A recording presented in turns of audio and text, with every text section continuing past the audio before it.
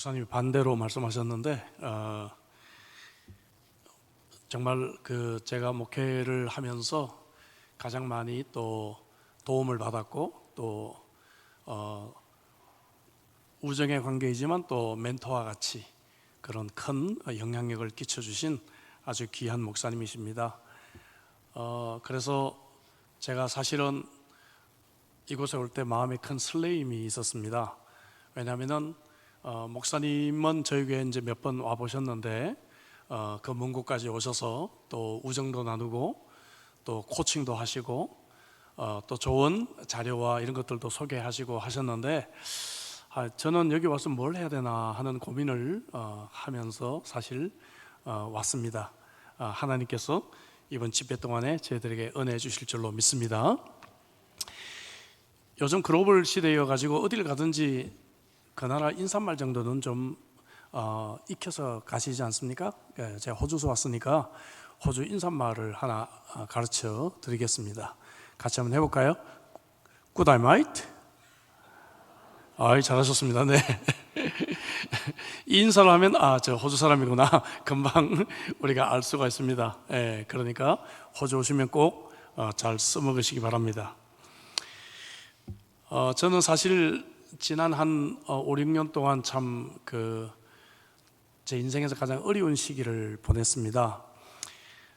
저희 교회가 2010년에 공장 건물을 구입을 하고 이제 그 건물을 저희들이 조금씩 리모델링도 계획을 하고 여러 가지 이제 계획을 세웠다가 시간이 좀 오래 걸렸습니다. 2019년에 드디어 완전히 공사를 하자. 이제 의견을 모아가지고 1차 공사만 하자. 외벽하고 그 다음에 본당하고 식당 겸 교육관 여기까지만 하자.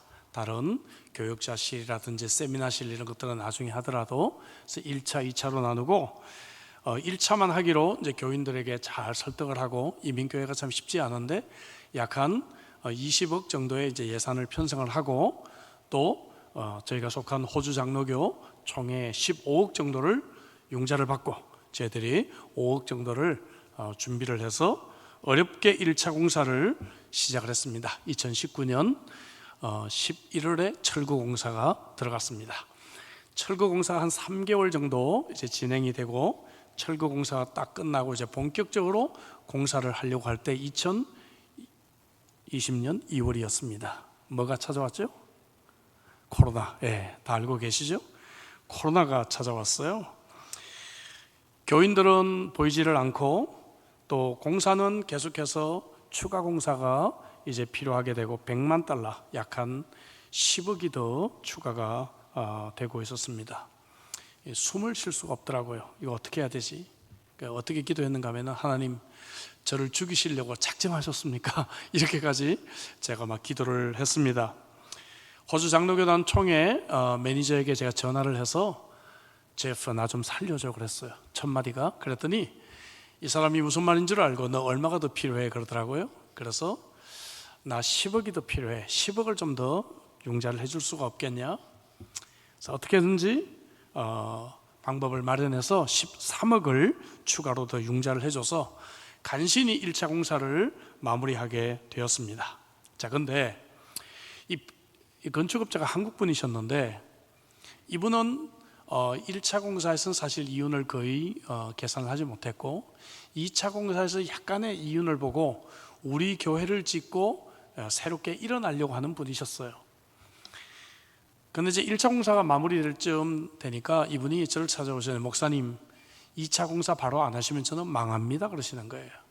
왜 그런가 하면 건축 자재 이런 것들을 2차 공사까지 다 하는 것을 한꺼번에 이제 주문을 해가지고 2차 공사할 그 현장에다 쌓아 놓으셨거든요. 근데 우리는 지금 1차도 간신히 마치는 입장이라 사장님 우리도 하고 싶지만 돈이 없지 않습니까? 그러고 있었습니다. 근데 간단하게 말씀드려서 기적이 일어났어요. 어느 날 이제 그 축구장에서 축구를 하려고 저는 이쪽 팀, 그 건축업자는 저쪽 팀 이렇게 몸을 풀고 있는데 목사님 공사 마저 하시죠? 그러는 거예요. 그래서 저희가 하고 싶은데 돈이 없지 않습니까? 그랬더니 제 얘기 좀 들어보세요. 교회 바로 앞에 인도 회사에서 제가 수주를 했습니다 그러시는 거예요. 얼마 전에 저희 교회 맞은편에 있는 인도 회사가 제게 연락이 왔어요. 건축업자 연락처를 좀 가르쳐 달라. 그리고 어떠냐 공사를 해보니까 참 잘한다 추천을 했죠. 그랬더니 그 회사의 공사를 수주를 했는데 시작부터가 저희 교회 두 배 액수부터 공사를 수주하게 되었습니다. 그래서 목사님 제가 오면서 계산을 해보니까 2차 공사, 그다음 아래층 복구 공사, 그 다음에 주차장 콘크리트하고 진입로 공사 약 한 12억 정도가 남았는데 재료값만 계산하면 약 한 6억 정도면 할 수 있을 것 같습니다. 제가 먼저 지어 놓을 테니까 교회가 나중에 돈이 되거든 갚아주세요. 세상에 예수도 안 믿는 건축업자가 이렇게 교회를 완공시키더라고요. 할렐루야. 대림교회는 이게 아주 평상인가 봐요. 저희는 이게 아주 놀랄만한 일인데 이런 기적이 일어났습니다. 그래서 저희가 재작년에 조금 갚고 아직 한 4억 정도가 남아있지만 기도로 준비하고 있습니다. 자, 근데 이제 건축 완공이 가까워지면서 제가 제 아내에게 입버릇처럼 여보 건축 완공되면 내가 2달만 좀 쉬고 싶어. 2달만 쉬고 싶어. 입버릇처럼 그렇게 말을 했는데 완공일이 2021년 10월 22일이었습니다. 금요일이었거든요. 그날 제 아내가 사고가 났습니다. 완공일이었습니다. 사실은 그때 코로나 때라 교인들이 교회를 오지 못했기 때문에 제 아내가 새로 건축한 이 건물을 뛰어다니면서 청소하고 화단 관리하고 막 이렇게 일을 했는데 그만 저녁에 다리에 힘이 풀려가지고 계단을 급히 내려오다가 계단에서 굴러서 뇌진탕 사고가 났습니다. 저는 차를 타고 급하게 어디론가를 출발하려고 했는데 뭔가 조금 쿵 하는 듯한 약간의 소리가 들려왔어요. 제가 그렇게 이렇게 센서가 이렇게 뛰어난 사람이 아니거든요. 근데 이상하게 뭔가가 불길한 예감이 들고 새가 한 마리 떨어졌나 그냥 갈까 하다가 너무 이상해서 차를 세웠습니다. 그리고 차에서 내려왔더니 계단에서 굴러 떨어져 있는 아내를 제가 발견하게 되었습니다.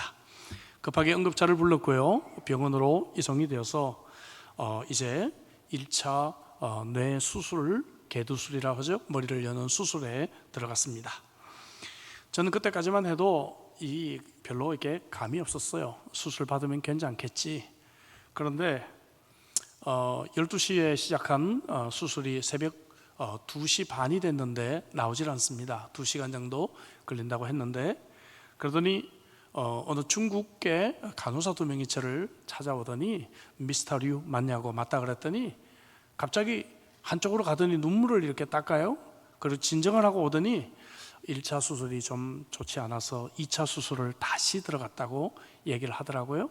자기들은 수술 후에 이제 환자가 나오면 자기들이 이제 정리하도록 지금 기다리고 있는 상태다 이야기를 하더라고요. 상태가 좀 좋지 않은가 보다 생각했습니다. 2차 수술을 마치고 새벽 한 4시 반경에 의사가 나왔는데 의사의 첫 마디가 무슨 말인가 하면은 가족이 있느냐 그 말이에요. 여러분 의사가 그 말을 할 때는 무슨 의미인지 이해하시죠? 가족이 있느냐 그러더라고요. 그래서 딸 가족이 있는데 지금 한국에서 살고 있다 그랬더니 지금 전화를 하는 것이 좋겠다 이야기를 하더라고요. 그 얘기부터 먼저 했습니다. 그러면서 내가 할 수 있는 최선의 노력은 다 했지만 뇌에서 피가 멈추지를 않고 그리고 뇌압이 너무 높다 그 얘기를 하고 자기는 이제 집에 가야 되겠다. 그래서 제가 한국은 지금 새벽 2시 반이야 그랬더니 쓴웃음을 지으면서 지금 전화하는 게 좋을 거야 그 말을 하고 50세 정도 된 호주 여자 의사인데 집으로 가려고 하다가 환자를 한 번 더 보고 가야 되겠다 그러더니 다시 막 뛰기 시작합니다. 빨리 수술실로 데리고 오라고. 그러면서 다시 3차 수술을 또 들어가게 되었습니다. 3차 수술을 했지만 역시 같은 메시지를 가지고 나왔습니다. 정말 할 수 있는 최선의 노력을 했지만 피가 멈추질 않고 뇌압이 너무 높다. 그리고 이젠 집에 간다고 얘기를 하고 있습니다. 자, 그 상태에서 제 아내는 이제 혼수 상태 속에 들어가 있고요. 토요일 아침이 되었습니다. 제가 한국에 그때 살고 있었던 사위에게 전화를 했습니다. 딸이 임신 12주였습니다. 한번 어렵게 되고 두 번째 이제 결혼 5년 만에 아기를 가졌는데 사위에게 전화를 해야 될 것 같아서, 그랬더니 딸이 다시 전화가 왔습니다. 아빠 무슨 일이야? 엄마가 좀 다쳤어. 그렇게밖에 얘기를 못했습니다. 그랬더니 호주 좀 일찍 갈게. 호주 올 계획이 있었거든요.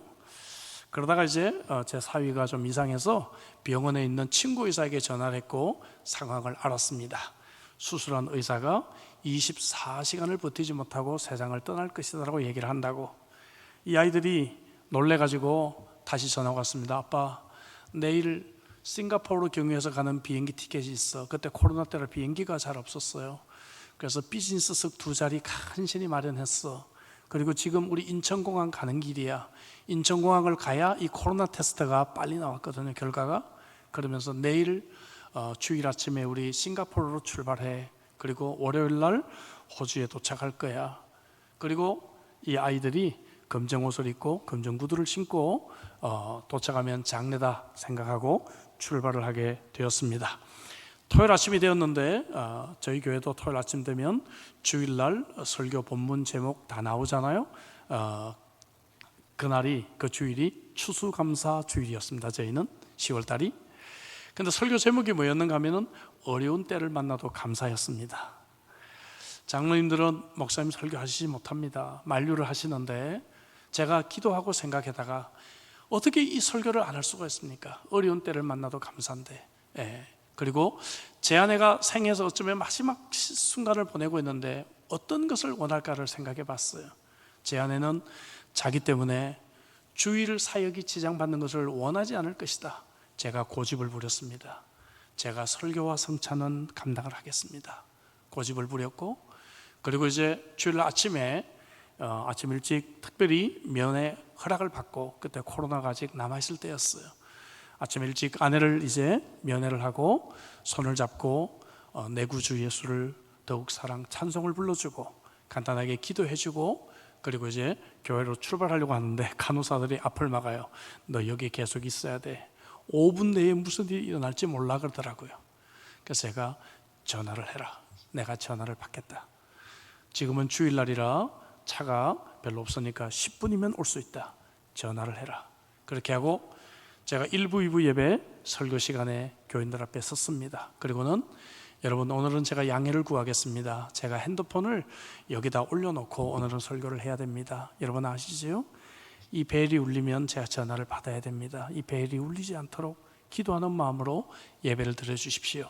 그렇게 제가 부탁을 하고 어려운 때를 만나도 감사, 이 설교를 하나님 은혜로 감당을 했습니다.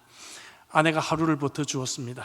버텨주었고요, 주일 오후까지 버티고 있었습니다. 그래서 아내가 조금 버틸 수 있나 보다. 이틀 동안 잠도 자지 못하고 아무것도 먹지 못해서 저도 거의 탈진 상태가 되어서 주일 저녁에 밤 12시에 이제 조금 저도 잠을 자야 되겠다 싶어서 침대에 누웠는데 30분 만에 병원에서 전화가 왔습니다.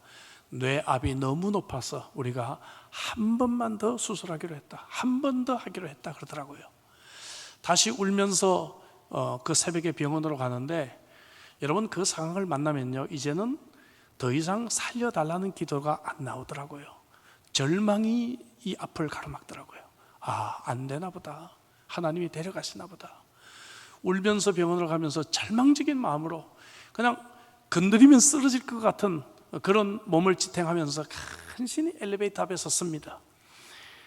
근데 여러분, 갑자기 제게 큰 용기가 제게 생기기 시작했어요. 왜 그런가 하면, 갑자기 어떤 마음이 들었는가 하면은 우리를 위해 기도하고 있는 사람이 생각이 났습니다. 제가 그 전날 토요일 날 너무 힘이 들어서, 너무 고통스럽고 너무 힘들어서 제 핸드폰에 있는 사람들을 그냥 무작위로 그냥 카톡방에 초청을 해서 내가 이런 상황이니까 좀 기도를 해달라고 막 올렸어요. 그럼 제가 초청하지 못한 사람들도 서로 초청을 해가지고 카톡방이 순식간에 몇백 명이 모여지게 되고 함께 기도하기 시작했는데, 그곳에서 우리 교회 출신들도 전 세계에 있고 또 여기 우리 대림교회 성도들, 또 서울에 있는 많은 교회 성도들, 전국에 있는 성도들, 또 이민교회, 미국 혹은 유럽에 있는 교회들까지, 혹은 선교지에 있는 선교사님들까지 어렴풋이 잡아도 한 15만 명이 기도를 해주고 있더라고요. 와, 그 생각을 하니까 제 마음속에 어떤 마음이 들었는가 하면, 하나님, 이렇게 많은 사람의 기도를 외면하실 수 있으시겠습니까? 이렇게 많은 사람이 기도하고 있는데 어떻게 이 기도를 하나님 외면하실 수 있으시겠습니까? 하는 배짱이 생기고 용기가 생기더라고요. 갑자기 힘이 생겼습니다. 그렇게 해서 엘리베이터를 타고 올라가서 이제 이 네 번째 뇌수술 결과를 기다리는데, 의사가 처음으로 좋은 소식을 가지고 나왔습니다. 하는 얘기가, 첫 번째 하는 얘기가 무슨 얘기인가 하면은, 나는 도대체 무슨 일이 일어났는지 모르겠어. 이 여자 특유의 그런 표현 있죠, 그죠? I don't know what happened 이러면서요. 나는 무슨 일이 일어났는지 모르겠어. 근데 머리를 열었는데 머리의 상태가 너무 좋아져 있다고 얘기를 합니다. 사실 의학적으로 한 것은 그냥 3차 수술 마치고 중환자실에 놔둔 것밖에 없어요. 근데 상태가 너무 좋아져가지고 이 환자가 그 환자가 맞는지 신원조회를, 이 신분 확인을 다시 한번 했다는 것이에요. 그러면서 나는 모르겠어. 근데 아마 누군가가 저 위에서 뭔가를 한 것 같아, 이렇게 표현을 하더라고요. 저는 그 의사가 예수님을 믿는 사람인지 안 믿는 사람인지 솔직히 잘 모르겠어요. 근데 그렇게 표현을 하고 있었습니다.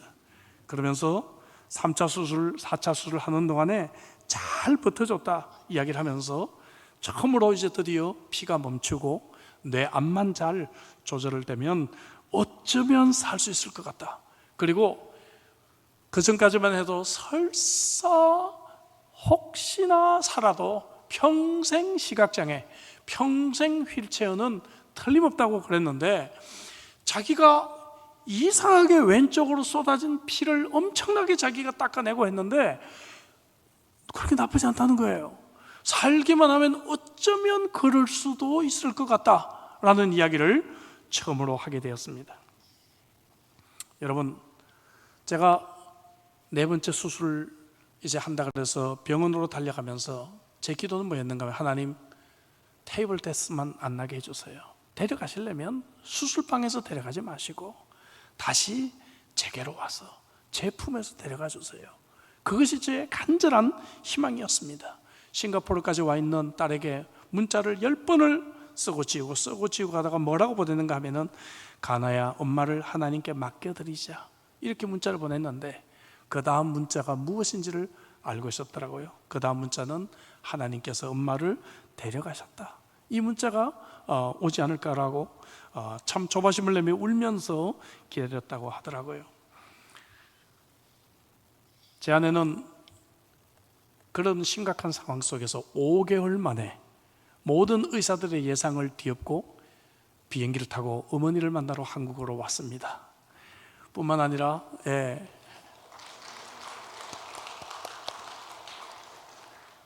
그리고 그해 6개월 뒤에 다시 어머니를 만나러 또 왔고요.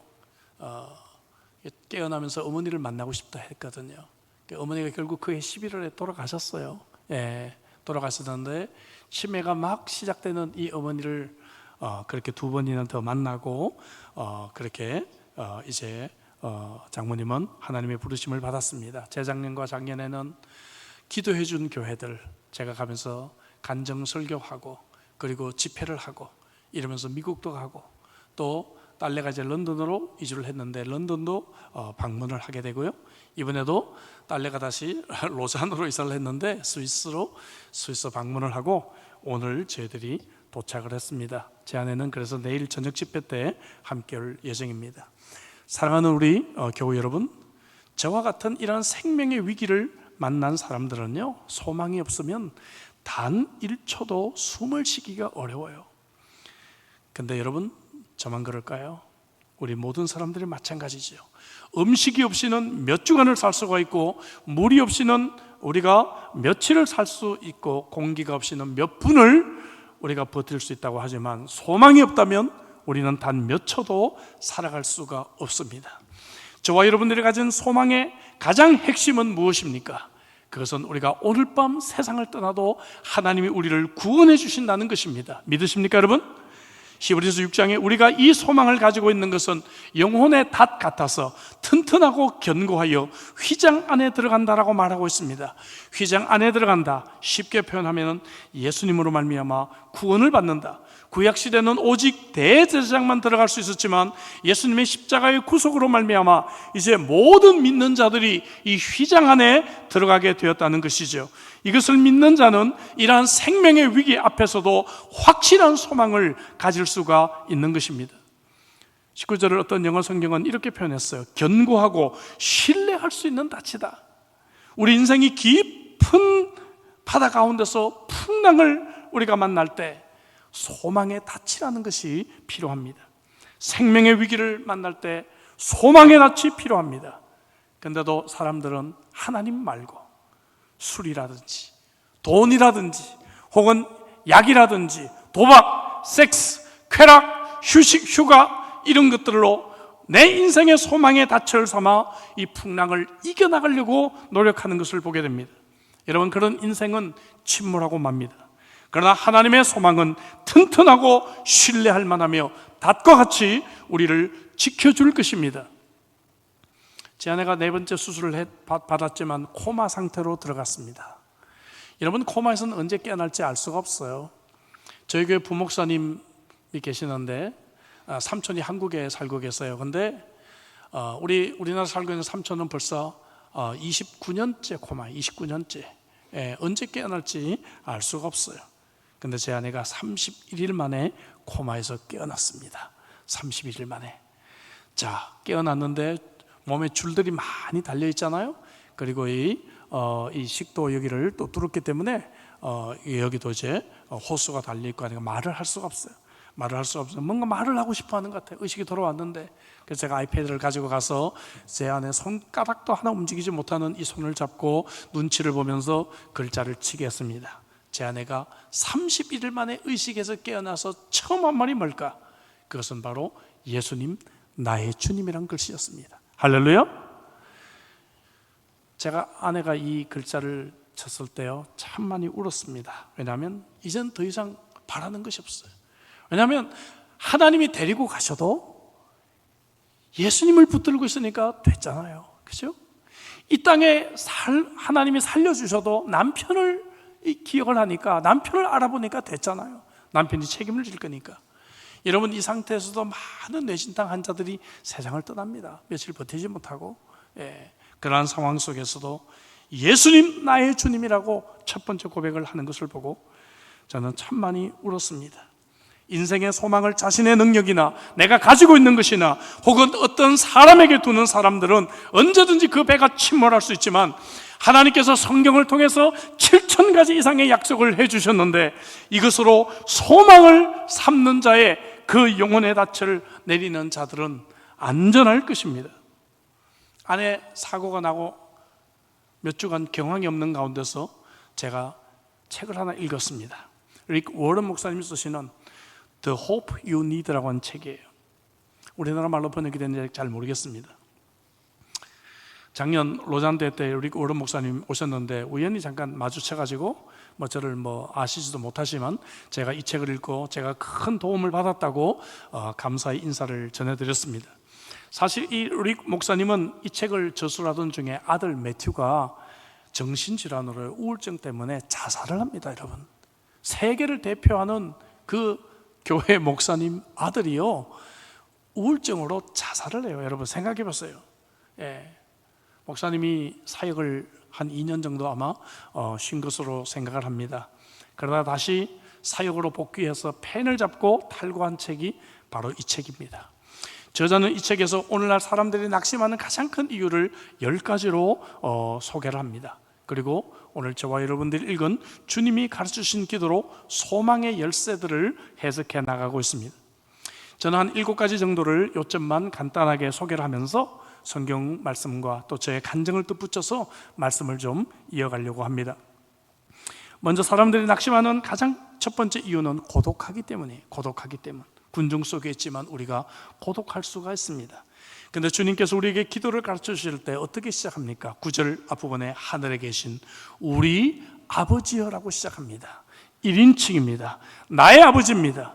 하나님이 바로 나의 아버지라고 약속해 주고 계십니다. 하늘에 계신 아버지, 능력의 그 하나님이 나의 아버지, 우리를 결코 포기하지 아니하신 그 아버지, 요한복음 14장 18절에 고아와 같이 우리를 버려두시지 않는 그러한 아버지라고 약속해 주셨습니다. 우리 가까이 계시고 우리를 위로하시고 우리를 돌보시는 아버지가 계시기 때문에 우리는 절망하지 않고 소망을 가질 수가 있는 것입니다.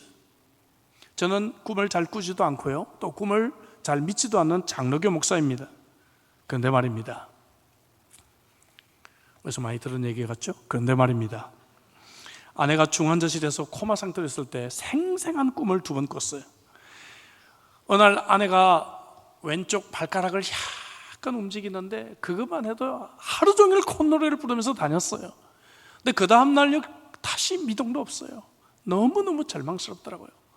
너무너무 힘이 들고 고통스러웠는데 그날 수요 일이어서 수요 저녁 예배 때 저기 뒷자리에 앉아가지고 예배는 드렸습니다. 예배 드리고 집에 왔는데 너무 마음도 힘들고 육체도 힘들고 그래서 벽에 기대가지고 그냥 잠이 좀 들었던 것 같아요. 근데 꿈을 꿨는데 제 아내가 외출을 했어요. 외출한 아내에게 제가 핸드폰으로 전화를 하는 꿈이었습니다. 여보, 왜 안 와? 빨리 집에 와 라고 제가 전화를 하는데 제 아내가 웃으면서 여보 좀 기다려줘, 내가 좀 시간이 필요해 그러더라고요. 너무너무 생생하게 그 꿈을 꾸면서 눈이 딱 뜨게 됐는데 생각해 보니까 그래, 아내가 그렇게 심한 뇌 이 손상이 왔는데 시간이 필요하지. 그렇게 큰 남반부에서 가장 크다고 하는 그 큰 병원에서도 20년에 한 번 이 정도의 그런 데미지가 있는 이 뇌 환자를 본다고 할 정도의 그러한 큰 사고였는데 이게 시간이 필요하지, 하나님이 고쳐주시려면 생각이 들더라고요. 하나님께서 큰 위로를 주셨습니다. 그리고 며칠 뒤에 또 꿈을 꿨는데 이번에는 제 아내가 완전히 회복돼서 제 옆에서 말도 하면서 제가 없을 때 딸과 싸웠다고 이런 얘기까지 하면서 막 일러 바치는 얘기까지 하더라고요. 생생하게 꿈이 깨었고요. 그리고는 며칠 뒤에 아내는 기적과 같이 의식이 돌아오기 시작했습니다. 사랑하는 우리 형제자매 여러분, 우리 하나님은요 꿈을 잘 믿지도 않는 이 사람에게 꿈을 통해서도 이렇게 생생하게 이렇게 위로해 주시는 좋으신 아버지이신 줄로 믿습니다. 2번째, 우리가 왜 낙심합니까? 무능하기 때문에. 통제할 수 없는 인생이에요. 변화시킬 수 있는 힘이 나에게 없어요. 그래서 9절 뒷부분에 무엇이라고 기도합니까? 이름이 거룩히 여김을 받으시오며. 나는 무능하지만 하나님의 이름을 기도하고 있습니다. 하나님의 이름은 능력이 있는 줄로 믿습니다. 여호와의 이름이 성경에 많이 나옵니다. 대표적인 것 여호와 이레, 여호와 삼마, 여호와 니시, 여호와 샬롬. 좀 어려운 것 여호와 체바오트, 만군의 여호와, 여호와 로이, 목자이신 여호와, 여호와 치드케노, 의로우신 여호와. 제가 가장 많이 붙들었던 여호와 라파, 우리를 치료하시는 하나님이십니다. 사랑하는 성도 여러분, 나는 능력이 없지만 여호와의 이름은 능력이 있는 줄로 믿습니다. 3번째로, 우리가 왜 낙심하는가? 모든 것이 무의미하니까, 의미가 없으니까, 목적을 상실했기 때문에 우리는 낙심합니다. 그러나 19절, 10절에 보니까 나라가 임하시오며. 여러분, 세상의 나라를 위해 인생을 살고 있는 사람은 낙심합니다. 절망합니다. 그러나 여러분, 하나님의 나라를 꿈꾸고 있는 사람에게는 절망하지 않습니다. 하나님 나라는 우리에게 영원한 의미를 갖게 합니다. 하나님은 우리의 실패와 심지어 우리의 죄까지도 능히 바꾸셔서 하나님 나라를 만들어 가시는 분이시기 때문에 그렇습니다. 우리가 잘 아는 로마서 8장 28절 말씀, 훈련하는 교회는 다 외우고 있습니다. 다 같이 해볼까요? 다 같이. 우리가 알거니와 하나님을 사랑하는 자, 곧 그의 뜻대로 부르심을 입은 자들에게는 모든 것이 합력하여 선을 이루느니라. 그렇습니다, 여러분. 하나님께서 모든 것이 합력하여 하나님 나라를 위해 선으로 만들 것이기 때문에 우리는 소망을 가질 수가 있는 것입니다. 아내가 의식이 돌아오기 시작하면서 이제 아내 뇌 재활도 될 겸해서 기도 제목을 나누기를 합니다. 의식을 차리고 난 뒤에 첫 번째 기도 제목을 함께 좀 나눴습니다. 여러분, 이런 큰 사고로 뇌를 다친 사람은요, 단기 기억 상실이 옵니다. 제 아내도 그래서 사고 나기 한 3개월 전부터 사고 이후 한 6개월까지는 기억이 없어요. 그 필름이 완전히 끊어져 있습니다. 그래서 제 아내가 이제 교회가 완공되는 줄 모르고 있는 거예요. 그러면서 첫 번째 나눴던 기도 제목을 보니까 이 손으로 아주 희미하게 삐뚤삐뚤하게 썼어요. 잘 안 보이시죠? 현장감 때문에 썼습니다. 비전 센터를 빨리 완공시켜 주세요라고 썼습니다. 예, 제 아내의 마음속에는 오로지 하나님의 교회, 하나님 나라의 이 소망이 그의 이 마음속에 있었다는 것을 제가 참 깨닫게 되었습니다. 매일매일 여러분, 우리의 삶 속에 하나님 나라가 소망이 있는 자들에게는 의미가 있는 인생인 줄로 믿습니다. 네 번째, 우리는 결핍 때문에 낙심합니다. 필요한 것이 있는데 갖지를 못해요. 돈이 필요하고 안정적인 직장이 필요한데 가난에 갇혀서 헤어날 길이 없습니다. 11절, 그래서 우리가 이렇게 기도합니다. 오늘 우리에게 일용할 양식을 주시옵고. 우리는 한 달의 양식을 위해서 기도하고 있는지 모릅니다. 우리는 몇 주간의 양식을 위해 기도하고 있는지 모릅니다. 그러나 주님께서는 우리가 오늘의 양식을 구하라고 하셨습니다. 왜냐하면 하나님은 우리의 모든 필요를 신실하게 공급해 주신다라고 약속하셨기 때문입니다. 바울사도는 빌립보서 4장 19절에서 나의 하나님이 그리스도 예수 안에서 영광 가운데 그 풍성한 대로 너희 모든 욕심이 아니라 너희 모든 쓸 것을 채우시리라. 또 로마서 8장 32절에서도 자기 아들을 아끼지 아니하시고 우리 모든 사람을 위하여 내주시니가 어찌 그 아들과 함께 모든 것을 우리에게 주시지 아니하시겠느냐 약속해 주셨습니다. 사랑하는 성도 여러분, 소망을 가지시기를 주의 이름으로 축복합니다. 아내가 사고가 난 뒤에 제가 살림을 하고 있지 않습니까? 이제 제 아내가 한 70% 살림을 가져가긴 했습니다만은 처음엔 제가 살림을 다 했습니다. 살림을 하면서 제가 주부들을 참 존경하게 되었습니다. 와, 이 한 끼 준비하는 것이 이게 이렇게 힘든 것이구나 제가 깨닫게 되었어요. 예.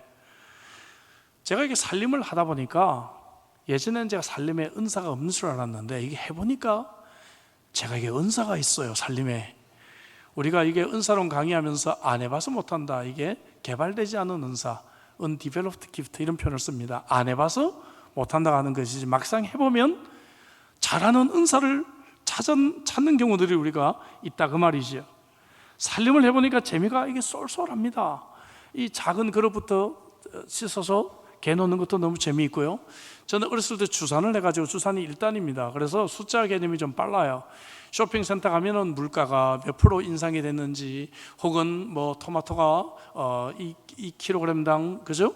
얼마가 인상이 됐는지가 한눈에 들어오는데 이게 재밌어요 이게. 예? 이번에는 토마토를 사지 말고 다른 걸 사야 되겠다 이런 생각도 하게 되고, 더군다나 가장 웃기는 장면은 제 아내가 사고가 난 뒤로 저희 교회 분위기가 참 많이 바뀌었는데요.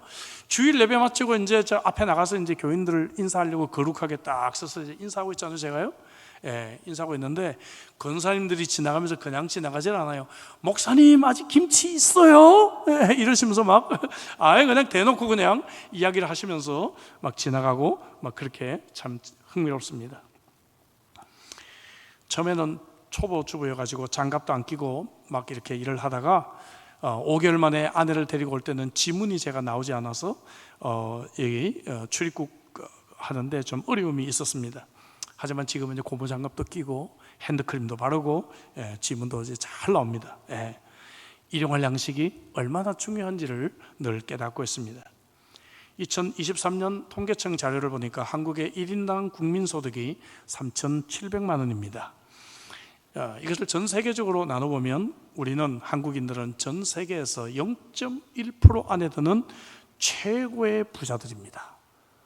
모르셨죠? 옆에 있는 분들 한번 인사하겠습니다. 와, 대단한 분이시군요. 우리 보통 사람 아닙니다. 전 세계 0.1% 안에 드는 최고의 부자들이 지금 이 자리에 다 앉아 계시는 것이죠. 근데 제가 우리나라 와보면 너무너무 살기 좋게 됐어요. 예? 이런 나라가 어디 있습니까? 예?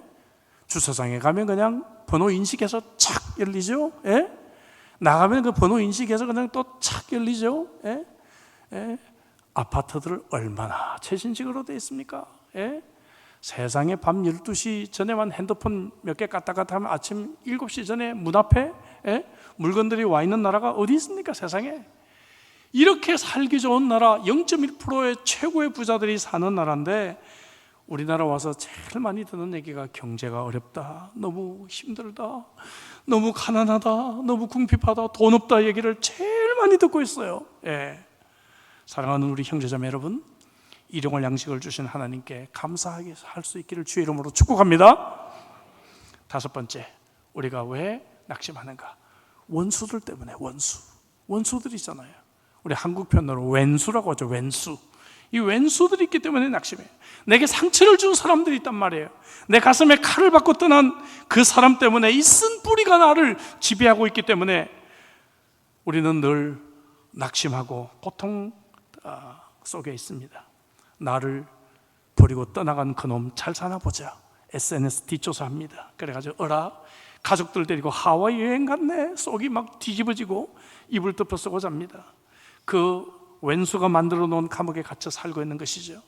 그 원수는 나에게 조금도 관심이 없는데 나는 보니까 그 원수는 성탄절이라고 파티하고 추석이라고 송편 먹고 즐기면서 삽니다. 나는 그 원수가 만들어 놓은 그 감옥에 갇혀서 슬퍼하며 여전히 살아가고 있는 것이죠. 조금 전 그래서 12절에서 하나님의 용서를 구할 때 조건이 있습니다. 우리가 우리에게 죄 지은 자를 사하여 준 것 같이. 우리가 용서를 실천할 때 하나님은 우리의 죄를 용서해 주시겠다고 말씀해 주셨습니다. 이제 우리는 더 이상 원수 때문에 감옥에 갇혀 살지 않기로 우리는 결단해야 합니다. 로마서 12장 19절에 원수 갚는 것이 누구에게 있으니? 내게 있으니, 하나님께 있으니 하나님께서 갚아주시겠다고 말씀하셨습니다.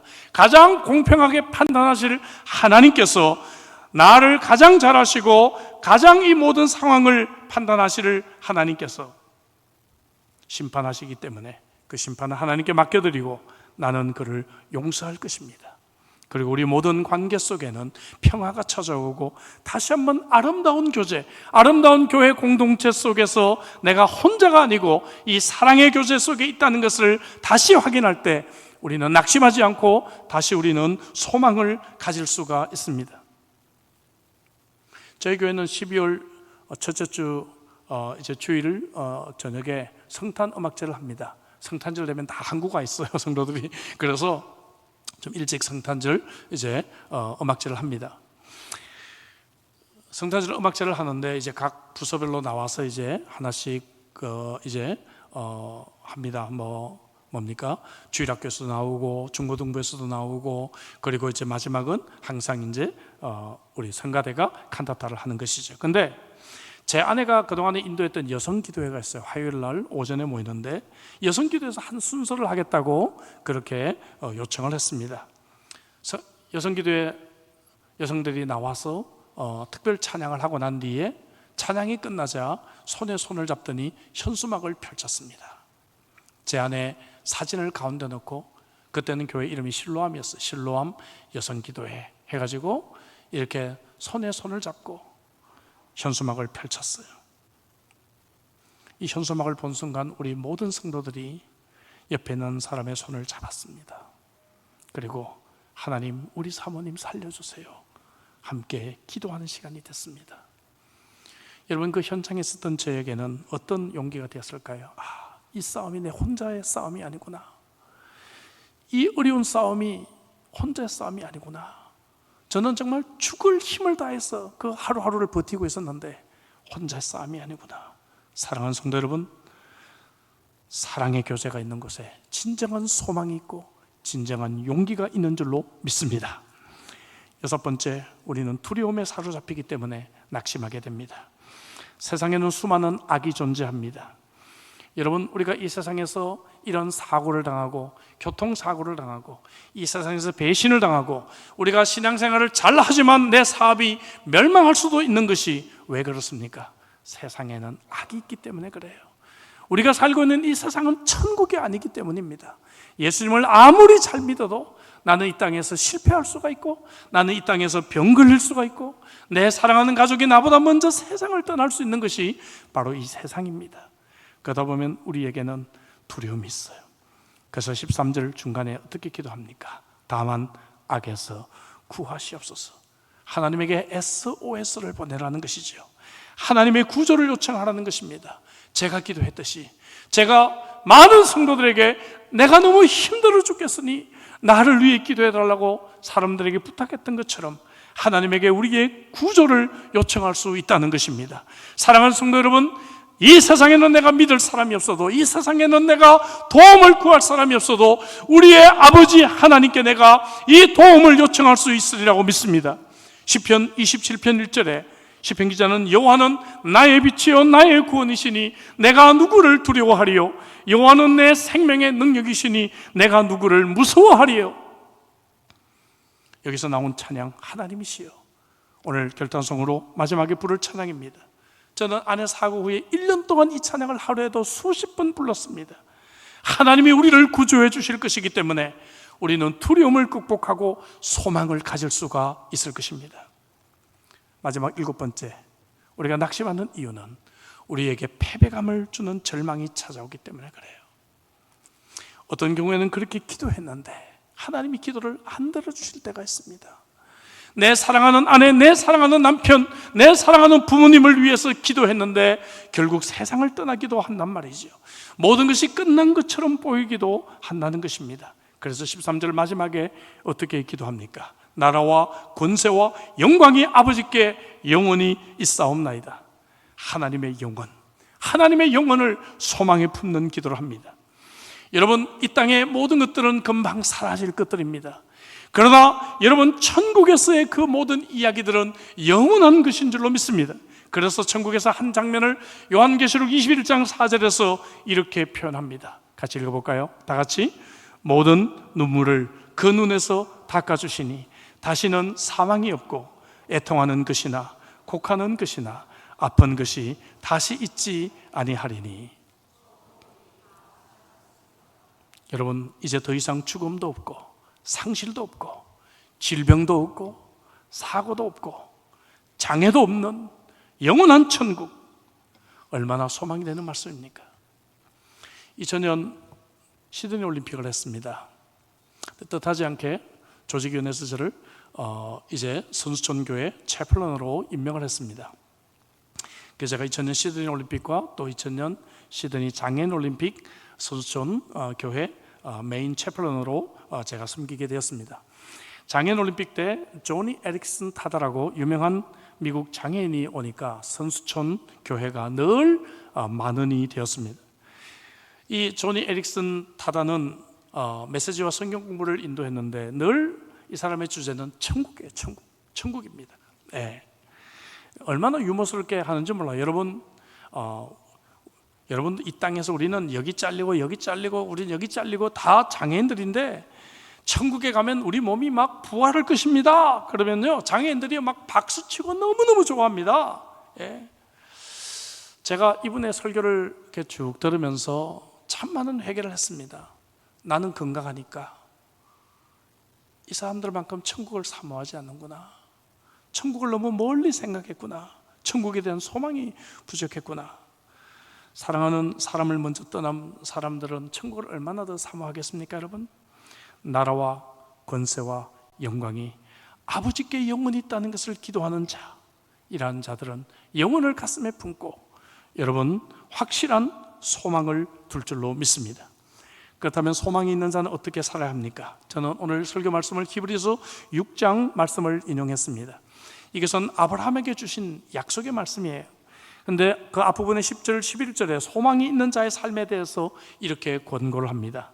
이미 성도를 섬긴 것과 이제도 섬기고 있는 것을 잊어버리지 아니하시느니라. 너희 각 사람이 동일한 부지런함을 나타내어 끝까지 소망의 풍성함에 이르러. 쉽게 말해서 무슨 말씀입니까? 이제도 섬기고 부지런함으로 섬기고 이미 섬기고 소망이 있는 자는 열심을 품고 주님을 위해서 살고 주님을 섬기라는 것입니다. 아내가 의식이 희미하게 돌아왔을 때 만나고 싶은 사람을 한번 종이에 기록해봐라 그랬어요. 이제 뇌 재활도 될 겸 손 재활도 될 겸 삐뚤삐뚤한 글씨로 1번부터 10번까지를 썼는데 잘 안 보이시죠? 제가 읽어드리겠습니다. 1. 예수 안 믿는 사촌들. 2. 예수 안 믿는 친구들. 3. 믿음이 약한 주위 사람들. 4. 예수 안 믿는 친구들. 5. 우리를 잘 모르는 친구들. 6. 배고픈 사람들, 너무 어렵고 힘든 사람들. 7. 어렵고 배고픈 사람들. 8. 예수님에 대해 궁금해하는 사람들. 9. 이 세상에 대해 잘 모르는 사람들. 10. 예수님을 안 믿는 사람들. 요단강을 거의 건너갔다가 온 제 아내가 아직까지 의식이 희미한 상태에서 그 상태에서 만나고 싶은 사람을 기록해 보라고 했더니 1번부터 10번까지가 대부분이 누구예요? 예수님을 안 믿는 사람들. 이 사람들에게 예수님을 알려야 되겠다는 마음을 가지고 있었습니다. 여러분들은 천국문 앞에까지 갔다 왔다면 누구를 만나기를 원하십니까? 한국교회는 봄철과 가을철에 새생명 축제도 하고 그리고 정말 전도 축제도 하고 전도하자고 많이 이제 합니다. 오늘도 제가 정말 이 교회의 믿음의 지경을 넓히라 참 멋진 표를 보면서 제 가슴이 뭉클했습니다. 어떻게 우리의 지경을 넓힐 수 있을까요? 어떻게? 그냥 가만히 있으면 넓혀질까요? 아마 그 시작은 바로 저와 여러분들이 예수를 믿지 않는 자들에게 정말 이 낙심 많고 고통 많고 아픔 많고 눈물 많은 이 세상 속에서 저들에게 참 소망이 어디 있는지를 알려주는 일부터 지경이 넓혀지지 않을까 저는 그렇게 생각을 합니다. 여러분들은 누구를 주님 앞에 데리고 가야 할까요? 누구를 소개해야 될까요? 사랑하는 우리 대림교회 형제자매 여러분, 생명의 위기를 만났을 때 피난처이신 여호와로 소망을 삼으시기를 주의 이름으로 축복합니다. 세상의 기대가 무너질 때, 사랑하는 사람이 배신하고 떠날 때, 그렇게 희생하며 키웠던 자식들이 나를 몰라주고 상처를 줄 때 하나님으로 소망을 삼으시기를 주의 이름으로 축복합니다. 저도 아내 사고가 난 뒤로 참 많은 것이 변했습니다. 이제는 아내가 숨쉬며 옆에 있는 것만 해도 너무너무 감사해요. 제 아내가 요즘 사람들에게 웃으며 얘기합니다. 요즘 제 남편이 뭐 하고 있나 보면 늘 북 쓸고 닦고 하고 있다고 얘기를 합니다. 저는 행복합니다. 그동안 우리는 당연하다고 생각하면서 감사를 너무 잊고 살지 않았나 싶습니다. 여러분, 소망을 가지고 인생을 사시기를 주의 이름으로 축복합니다. 소망은 영혼의 닷과 같습니다. 남은 인생 아무리 어려운 상황을 만난다 할지라도 우리의 생명의 피난처이신 여호와로 소망을 삼고 승리하는 복된 인생 되시기를 주의 이름으로 축복합니다.